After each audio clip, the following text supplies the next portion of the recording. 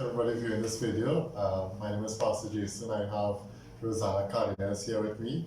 She's a clinical social worker and a child development officer.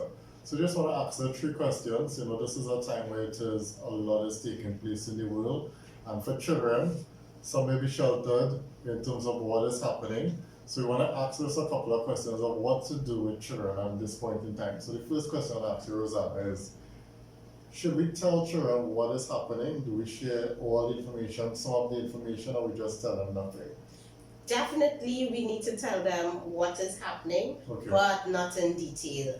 I would focus on the fact that persons may be getting ill, and so we have to make sure we practice good hygiene, washing hands. You want to give them an idea that it is serious, but we don't necessarily need to go down the road of telling them about casualties and the grim side of it, because children will always, one, they have not necessarily experienced all of the things we have, and so their way of thinking is very simplistic, black and white.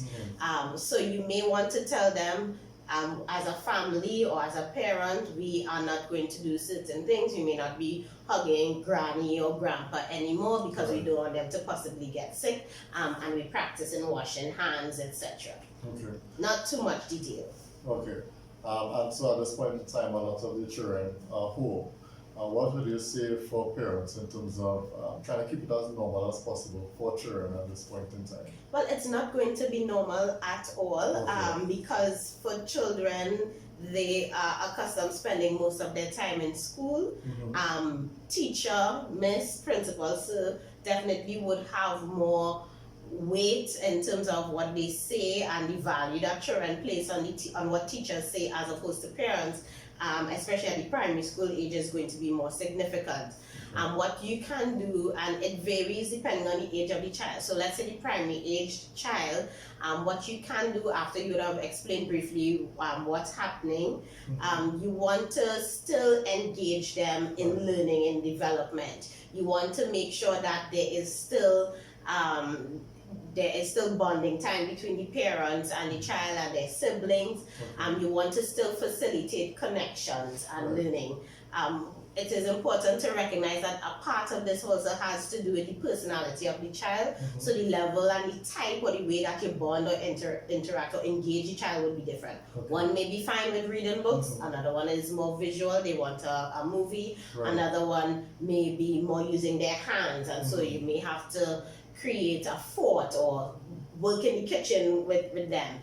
So understanding your child is part of it. For teenagers, it's important to bear in mind that for teenagers, that stage of life represents where they're finding themselves in the world and having an identity. And so the influence of peers now is going to be more important than, say, a teacher. And so as parents, we have to be understanding that it's going to be very difficult for teenagers. I would dare say more difficult for teenagers than for primary aged children. And so for parents, what you can do is still try to facilitate, supervise conversations using technology, allow them to use the phone to keep in touch. You may want to facilitate video chats with their friends or with their family members, just touching base, and understand that some of it we wouldn't understand. The language they may use is different, but understand that this is necessary for their healthy development. So with everything that is happening, you may have some children that feel slightly depressed, or they feel down about the situation and being able to go out. So even for some children, they really like school, and so for not being able to go to school, that's a challenge for them. So how do parents identify that, and how do they, let's start with that, how do they identify that? Well, one of the things we highlight with children who have experienced trauma or are having difficulty adapting to new circumstances is that you will observe changes in their behavior, changes. So some of the changes you may see, for example, the child may suddenly become more prone to sleeping in, or they may have more difficulty sleeping. If they had been potty trained at one point, they may start back wetting their bed. So you want to take note, observe the child and see if there's any major differences in behavior, in interests, etc. For teenagers, the same is true. You may notice differences in how they engage you. And to be honest, for some parents it would seem different because our children are spending so much time in school, we really don't know our children. And so it's important. I think there's a good time to get to know the children and begin to observe. So as you mentioned in terms of getting to know the children, but even before that you mentioned in terms of it being traumatic. And so for most people like me, children don't go through trauma unless if there's, they would have gone through abuse or different things like that. Other than that, you should be glad that you home, right?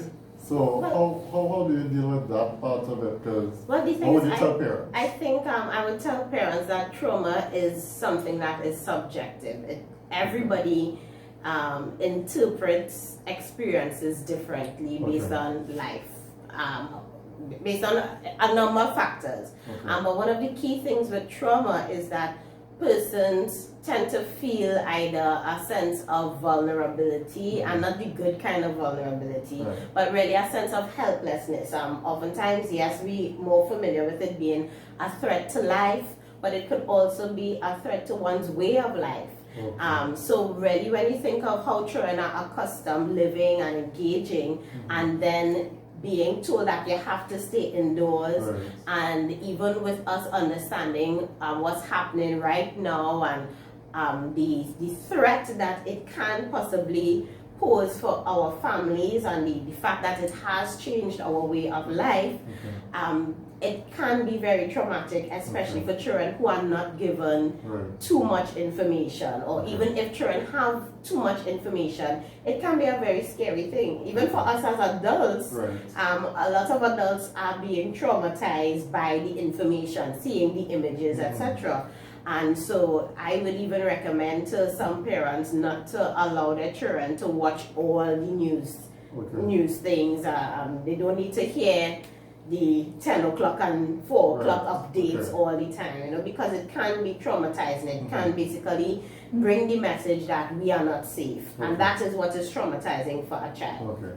In closing, any tips for parents at this point in time? I think a good tip for parents would be to remain engaged with your child, connect with them meaningfully in a way that the child wants to be connected with. As I said before, not every child wants to build a fort. Some just want to sit down and watch anime with their parents. So that you could try doing that. Some want to do board games. Some enjoy being read to. Others want to be left alone. Some want the Wi-Fi password. Some want for you to order pizza and for the family to sit down together and have a meal together. And so there's access to a lot of resources and information online. But even though you have the information, we want you to make sure that you select different tips and activities based on the personality and the needs of your child. For teenagers, as I said, connecting with them in the way that they want to be connected. For a lot of them, music is a big way that they express their feelings. So listen to music with them, find out what songs they're listening to, find out why they like particular artists, having those kinds of conversations. I would also recommend that you engage your younger primary age children in different art and play. So for the younger children, play is one of the ways that children express themselves or work through difficulties. So play with children, allow them to play by themselves, but observe what they're doing. You're looking for differences in how they play. If they're coloring or drawing, you're looking for differences. So if Mary all the time likes to draw sunshine and flowers and use the color pink, and all of a sudden everything is black and gray and it's a red flag that hey, something could be going on. And we're not saying to stop her from coloring, but allow her to keep working through the issues. Allow them to play, allow them to make the noise, engage, let children be children. Remember what it was like for us, and let children be children. All right, thanks very much for your time and taking time to do this interview.